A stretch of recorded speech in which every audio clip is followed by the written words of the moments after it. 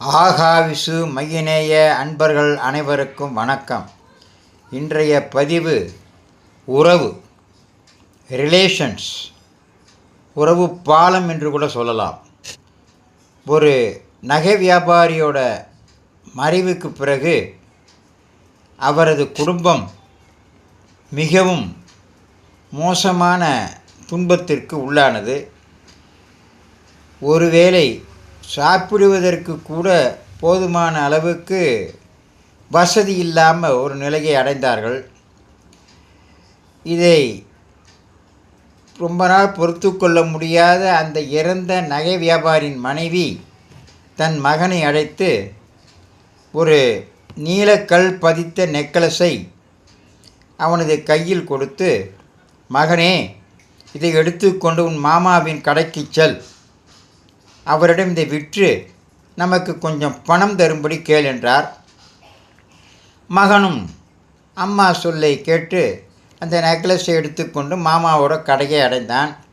அவன் மாமா அந்த நெக்லஸை முற்றிலுமாக பார்த்தார். பார்த்துவிட்டு அவனிடம் சொன்னார், என் அன்பு மருமகனே, உன் அம்மாவிடம் நான் சொல்வதை போய் சொல்.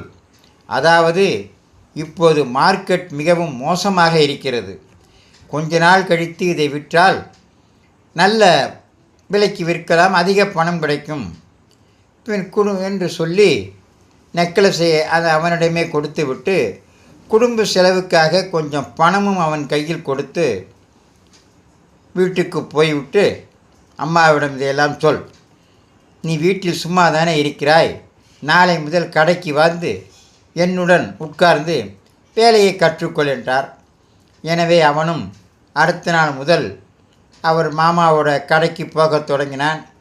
அங்கே வேலைகளையும் சூட்சுமங்களை எல்லாம் கற்றுக்கொள்ள தொடங்கினான். எப்படி வைரம் மற்றும் கற்களை பரிசோதிக்க வேண்டும் என்பதை தெரிந்து கொண்டான். விரைவிலேயே அவன் ஒரு சிறந்த அறிவாளியாக மாறிவிட்டான்.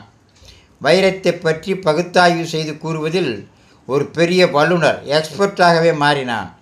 நெடுந்தொலைவில் இருந்தும் கூட மக்கள் இவனிடம் வைரத்தை பரிசோதிப்பதற்காக வந்தார்கள் என்றால் பார்த்து கொள்ளுங்கள். ஒரு நாள் அவனது மாமா சொன்னார், மகனே, அந்த நெக்லஸை உன் அம்மாவிடமிருந்து இப்பொழுது வாங்கி வா, இப்பொழுது நல்ல விலை இருக்கிறது, அந்த நெக்லஸை விற்று அதிக பணம் பெற்றுக்கொள்ளலாம், உனக்கும் ஒரு நல்ல வசதியாக இருக்கும் என்று சொன்னான்.